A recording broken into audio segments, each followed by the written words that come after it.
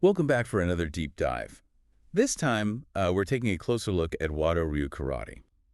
Okay. But we're going to be focusing on something a little different today. Okay. We're going beyond just the powerful strikes and exploring its connection to, well, jujitsu. That's right. It's really fascinating how Wado-Ryu blends Okinawan karate with these traditional jujitsu techniques. Yeah, I mean, when you think of karate, you usually think of those hard-hitting strikes. Yeah. But Wado-Ryu, it seems to have this whole secret weapon up its sleeve. Right. It's like a hidden layer of depth. Exactly. And our deep dive today digs into the influence of, well, of a specific type of jujitsu. Uh-huh. It's called Shindo Yoshin Ryu, Yes. and how that shaped Wado-Ryu's training methods. Okay. Specifically, we're looking at Ohyo Kumite and Kumite Gata. Right. Those are key. Yeah.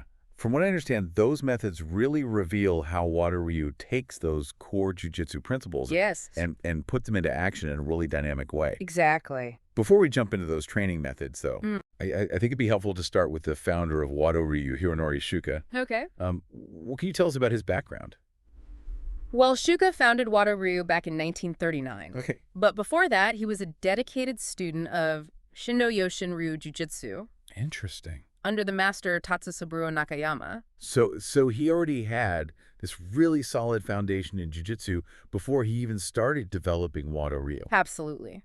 And that training had a profound impact on Shuka's entire approach to martial arts. So he essentially kind of took, like, the best of both worlds. Yes. The striking from karate, the grappling from jiu-jitsu, Right. and wove them together to create something new. Exactly. That's what makes Wado-Ryu so unique. I mean, it's not just about, brute strength or overpowering your opponent. No. It's about fluid movement, Right. evading attacks. Yes. And this is really interesting to me. It's about using your opponent's energy against them.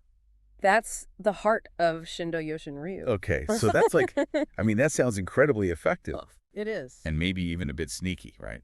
Well, it's strategic. Yeah, strategic. Okay, so how does this soft powerhouse style, as we're calling it, Right. how does that actually play out in training? Okay. I know you mentioned Ohyo Kumite earlier. Yes, Ohyo Kumite is all about simulating real combat. Yep. But it's more sophisticated than just your typical partner drills, where you're just trading punches and blocks. Gotcha. So what sets Ohyo Kumite apart then?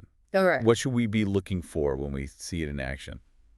Well, there are three main elements Okay. that are directly derived from Shindo Yoshin Ryu that really define Ohyo Kumite. Okay. The first one is evasion and angling. Evasion and angling. Picture a matador redirecting the charge of a bull.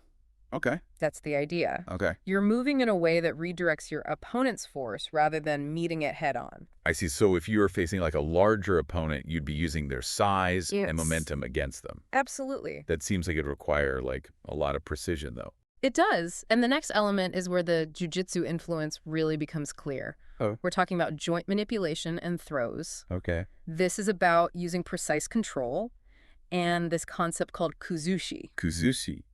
Okay, so I'm guessing this takes a bit of time to Oh, master. it does, but it's so effective. Okay. And the third element is the ability to transition seamlessly between attacking and defending, Okay. what we call flowing transition. Flowing transitions. The adaptability is key here. So Ohyo Kumite, it's not about overpowering your opponent. Yeah. It's about outmaneuvering them Yes. and adapting to their movements. You got it. This is really fascinating stuff. And it goes straight back to the principles of Shindo Yoshin Ryu, Yeah, using minimal effort for maximum effect. I like that. It's efficient. Yeah. But you also mentioned Kumite Gata earlier. Right. And those are like prearranged forms that are practiced with a partner. Yes. So how do those fit into the picture? Kumite Gata is where things get really interesting. Okay. Think of it as a choreographed fight scene. Okay. But with a much deeper purpose. Okay. It bridges the gap between solo kata practice and engaging in free sparring. I see. So it's like a stepping stone to actual combat. Yeah. It allows you to like practice these techniques and strategies in a more controlled environment. That's a great way to put it. Okay. And is this where that concept of kuzushi comes into play? Yes, in Kumite Gata, kuzushi really shines. Okay. You learn to disrupt your opponent's center of gravity Okay. using subtle pushes, pulls, and angles to create vulnerabilities. So it's about those like split-second moments where you make them off balance. Exactly. And there's another key concept from Shindo Yoshin Ryu that comes in here. Okay. We call it harmonizing movement. Harmonizing movement. It means blending with your opponent's motions. Okay. Not meeting force with force. Okay. It's like controlled chaos. Controlled chaos. I like that. Okay, so we've got these smooth movements from Shindo Yoshin Ryu. Yes. We've got the striking techniques from karate. And then these training methods that really emphasize timing, precision, and that balance breaking kuzushi. Got it. It all comes together. That's incredible. Right. Okay, so we've covered the core principles of Shindo Yoshin Ryu. Right. And how they've influenced Wado-Ryu. Yes. But how do these concepts actually play out in the techniques themselves? Ah, that's a great question. Like, I'm ready to dive even deeper Let's do it. into how this all works. Okay. Okay, so we've been exploring some of those core principles from Shindo Yoshin Ryu, Right. like tai sabaki, Yeah. and how they've influenced and really kind of been woven into the fabric of Wado-Ryu. Absolutely. It's fascinating how these concepts translate into such an effective fighting style. It really is. And you know, all those concepts that we've been discussing, Yeah. they all culminate in this really fascinating idea of kuzushi. Kuzushi. Yes. We've mentioned it a few times. Right. I'm really intrigued by it. Yeah. So it's more than just a physical technique. Yeah. You're exactly right. It's In Shindo Yoshin Ryu, Yeah. kuzushi is a strategic mindset. A strategic mindset. Yeah. Think of it as controlling your opponent's intent Okay. by disrupting their balance Okay. and limiting their options. So it's not just about, like, pushing them over. No. It's about It's about making them vulnerable. making them vulnerable. Got it. Yeah. So it's like you're disrupting their whole game plan, Exactly. not just their physical stance. That's a deeper level. Yeah, that's a whole other level of strategy. Right. And Wado-Ryu incorporates kuzushi into pretty much every technique. Wow. So even when you're on the offensive, Yes. you're already thinking about how to use kuzushi to your advantage? Absolutely. Even a well-placed strike Mhm. or a deflection can create kuzushi. So you're always kind of like setting them up for that moment of imbalance. Exactly. Yeah. And then, of course, you have throws and joint locks, Right. which are more direct applications of kuzushi. Where you're You're literally taking your opponent down yeah, taking them down. by compromising their stability. Okay. So it's almost like you're always thinking a few steps ahead. Yes. You're using both, like Yeah. subtle manipulations Right. and those direct techniques Exactly. to create those moments of imbalance. Precisely.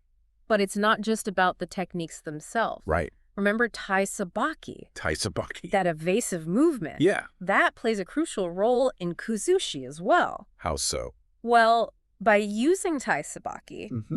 you can subtly maneuver your opponent into a vulnerable position, I see. creating kuzushi without even having to touch them. So you're using like movement and positioning Yes. to manipulate them. Exactly. Almost like you're setting a trap. That's a great way to put it. Wow. Kuzushi isn't about being the biggest or strongest. Right. It's about timing, Timing. precision, Little incision. and using your opponent's own movements against them. It's like Wado-Ryu takes these powerful karate techniques and combines them with this like almost elegant Right.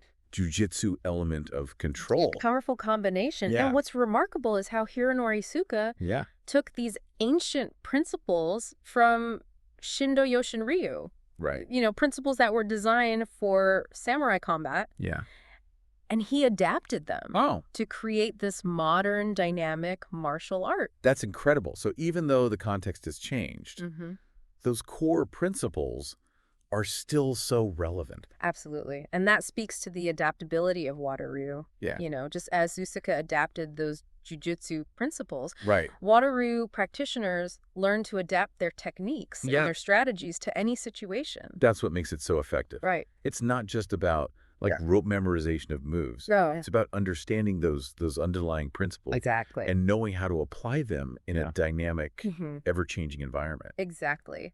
Wado-Ryu really illustrates how a martial art can evolve and thrive by blending the old and the new. The old and the new. And it all comes back to kuzushi, Kuzushi. disrupting your opponent's balance, Right. taking control, Yeah. and creating opportunities. Okay. We've covered so much ground today. We have. From the history of Wado-Ryu to the finer points of kuzushi. Yeah. And it's clear that this martial art goes way beyond just punching and kicking. Absolutely. But I'm curious. We've been focusing a lot on the physical side of things. Right. What about the mental aspects of Wado-Ryu? That's a fantastic question. Like, how does that play into it? The mental game is just as important as the physical techniques. Okay. And that leads us perfectly into the final part of our deep dive. I'm really interested to hear more about that. All right. All right, so we've been talking about all the physical techniques and strategies in Wado-Ryu, but as you mentioned, there's that whole mental aspect that we need to explore. Absolutely. The mental game, I'm really interested to hear more about this. It's a huge part of Wado-Ryu. Okay. It's about developing a calm and focused mind, even when you're under pressure. Right, because we've talked about how Wado-Ryu emphasizes adaptability. Yes. And using your opponent's energy against them. Exactly. So to do that effectively, you need to be... You have to be present. Present. Aware and able to react instinctively. Wow. So it's not just about physical reflexes then. No. It's about mental reflexes too. Exactly. If you're tense or anxious or distracted, you're not going to see those openings. The openings. Those subtle shifts in your opponent's balance. Like the kuzushi that we've been talking about. Yeah. You'll be reacting instead of anticipating. Yeah, and that puts you at a disadvantage. Huge disadvantage. Big time. Yeah. Okay, so how do you actually train your mind to be that calm and focused? Yeah. Especially in like a combat situation. Yeah, that can't be easy. No. It takes practice, just like the physical techniques. Okay. One way is through mindfulness meditation. Mindfulness meditation. Yeah, this helps you develop a heightened awareness of your thoughts, your emotions, and your physical sensations. So it's about being present in the moment. Exactly. It sounds a lot like those meditation apps that are so popular these days. It's the same concept. Okay. And that same sense of presence that you cultivate in meditation can be incredibly powerful in Wado-Ryu. Okay. You become more attuned to your opponent's movements, their energy, even their intentions. It's like you're developing a sixth sense for what your opponent's going to do next. You could say that. Right. You're not literally reading their mind. Right. But you are developing an intuitive sense of their next move. Okay. Based on subtle cues. So their body language and their energy. Exactly. Wow. That's amazing.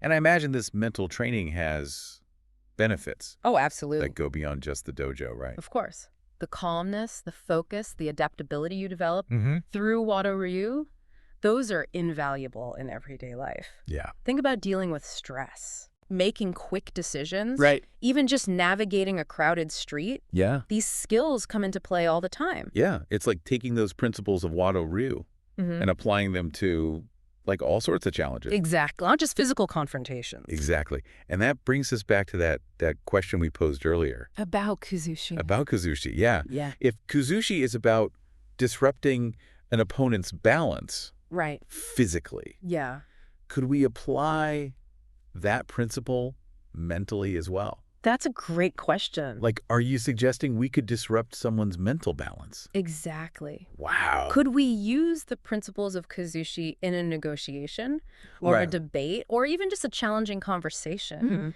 Could we subtly shift their perspective? Okay. Nudge them off balance just enough to open up new possibilities? That is a really thought-provoking concept. It is. It's like taking the essence of Wado-Ryu and applying it to like every area of life. Exactly. And it speaks to the broader implications of martial arts. You know, how they can teach us not only how to defend ourselves physically, but also how to navigate the complexities of human interaction. I love that. So Wado-Ryu, it's not just about fighting. No. It's about understanding human nature. Yes. Both our own and that of others. Beautifully put. And that deeper understanding can empower us to live more balanced, harmonious, and fulfilling lives. I like that. Well, I think that wraps up our deep dive into Wado-Ryu Karate. I think so. We've gone from its historical roots to its unique training methods. Explored the strategic brilliance of kuzushi. You did. And even touched on its philosophical implications. It's been a great journey. It has. I feel like I've gained a whole new appreciation for this martial art. Remember, though, learning is an ongoing journey. It is. And as we've seen with Wado-Ryu, the most fascinating discoveries often come from blending the old and the new. The old and the new. I like that. Physical and the mental. Awesome. Well, thank you for joining us on this deep dive. It's been a pleasure. Keep those minds open. Keep those bodies moving. Yes. And we'll see you on our next exploration. Until then. Until then.